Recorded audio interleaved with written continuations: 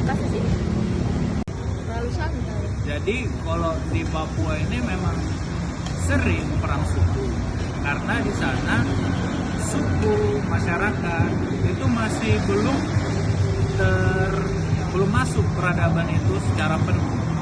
Jadi hukum di sana itu masih hukum adat, norma adat. Nah, mereka punya suku beda, hukumnya beda. Mereka punya pandangan, mereka punya suku beda, pandangannya juga beda. Nah, dan ini suku Nduga sama suku Lani ini kan, khususnya suku Nduga ini memang sering perang. Mereka punya suku yang bisa dibilang sangat tidak sesuai dengan peradaban modern. Bukan nggak bisa ya, cuman ya mereka memang kadang memaksakan karena nilai-nilai norma mereka yang kadang bertentangan dengan norma-norma modern. Jadi apa penyebab mereka bisa berperang? Coba. Nah, latar belakang dari kasus ini yaitu perang suku ini berawal dari kasus perselingkuhan. Nah, di mana seorang wanita dari suku Lani dan Ijaya ini memilih pisah dari suaminya dari suku Nduga. Nah, di sini juga kita lihat wanita ini kemudian menikah kembali dengan seorang lelaki. Nah, keadaan ini membuat mantan suaminya marah dan tak terima. Adu mulut pun tak terhindarkan. Pada akhirnya, mantan suami ini bergegas kembali ke rumahnya itu sekaligus bersama warga. Nah, membawa busur dan anak panah datang menyerang di rumah lelaki selingkuhan mantan istrinya itu. Nah, akibatnya 5 warga dari suku Lani tewas dan langsung dibakar. Nah, tak berakhir dari situ. Pada malam harinya, pukul jam 9 lewat sampai dengan jam 8 itu waktu Indonesia bagian timur, penyerangan kembali terjadi lagi. Dan udah segitu aja. Jadi memang kasus perempuan ini sangat sensitif di suku-suku di Papua, khususnya suku Nduga. Jadi di suku Nduga ini ada banyak hal yang memang sering sekali menjadi awalnya perang suku. Yang pertama ini perempuan, karena di suku Nduga ini perempuan ini dianggap sebagai kehormatan laki-laki.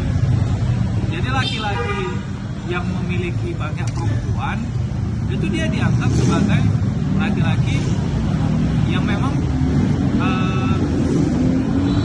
respectnya itu dia banyak.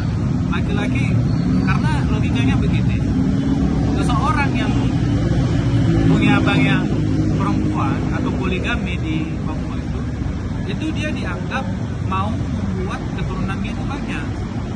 Jadi laki-laki yang memiliki banyak istri itu memang dianggap sebagai laki-laki yang terhormat.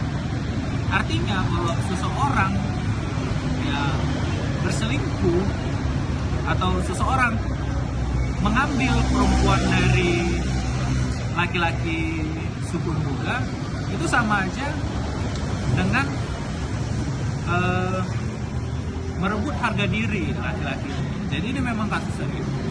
Nah, selain itu juga ada kasus babi ya. Di sana babi itu bukan cuma hewan peliharaan, enggak. Di sana babi itu memang sebagai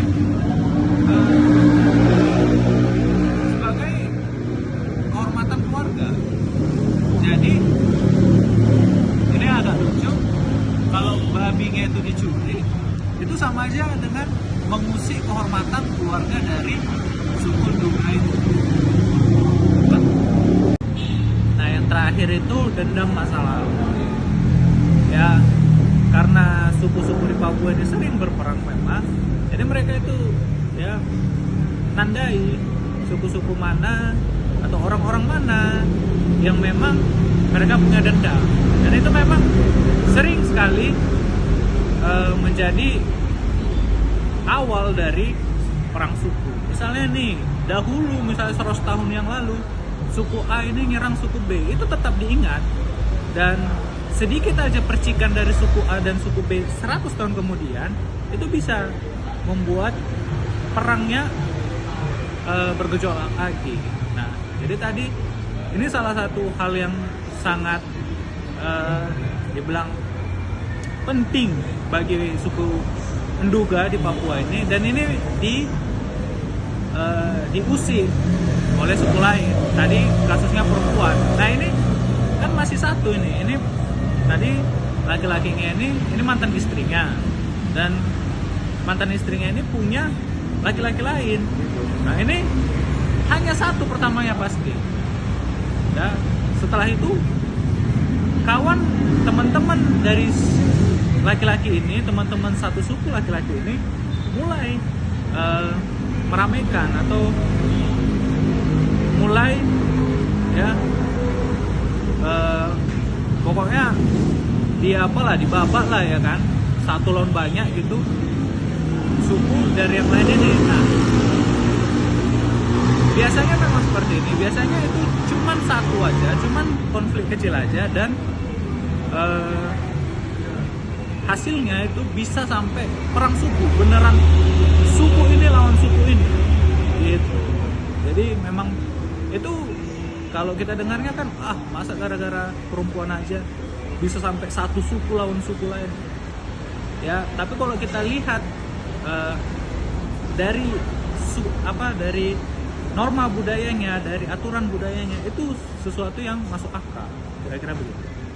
Nah, kesimpulan dari kasus ini yang kita dapat itu bahwa konflik sering terjadi berawal dari persoalan yang kecil yang tidak dikelola dengan baik. Nah, ketika emosi, harga diri, dan solidaritas kelompok itu lebih diutamakan daripada dialog. Konflik dapat dengan mudah meluas dan sulit dikendalikan. Nah, penting bagi setiap individu dan kelompok untuk mengedepankan komunikasi, pemahaman budaya, serta penyelesaian masalah secara damai. Tradisi seperti bakar batu menunjukkan bahwa sebenarnya masyarakat memiliki cara untuk berdamai, namun dibutuhkan kesadaran dan kemauan dari semua pihak.